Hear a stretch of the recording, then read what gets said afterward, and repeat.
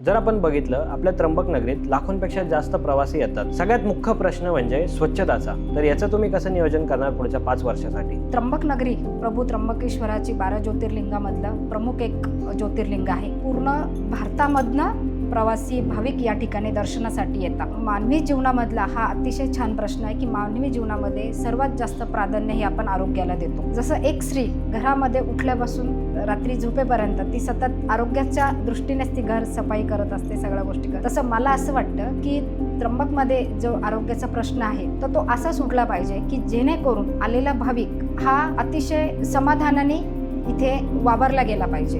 पूर्ण नगरीत जेव्हा त्याला फिरायचं असं असतं तर इथे अशी गोष्ट आहे की आरोग्य म्हटलं की आपण आज बघतो, तुम्ही पण आला, तुम्ही बघितलं की अतिशय छोटं गाव असून सुद्धा पण या ठिकाणी हे जे साम्राज्य आहे तर याचं कुठेतरी चांगलं नियोजन होणार आहे आणि आम्ही नक्कीच यासाठी प्रयत्न करणार आहे की मग ते स्वच्छता आरोग्याच्या दृष्टीने जर म्हटलं तर इथे दररोजचा सकाळचा कचरा, त्याचप्रमाणे पाणी आरोग्यासाठी सर्वात महत्त्वाचं तर पाणी आहे। इथे वर्षभरात भरपूर प्रमाणात पाणी येतं, परंतु आजही नळाला 1 दिवसाआड पाणी येतं। तर जेही पाणी आहे तर ते कसं आरोग्यासाठी चांगल्या दृष्टीने आरो राहील याची आम्ही काळजी घेऊ।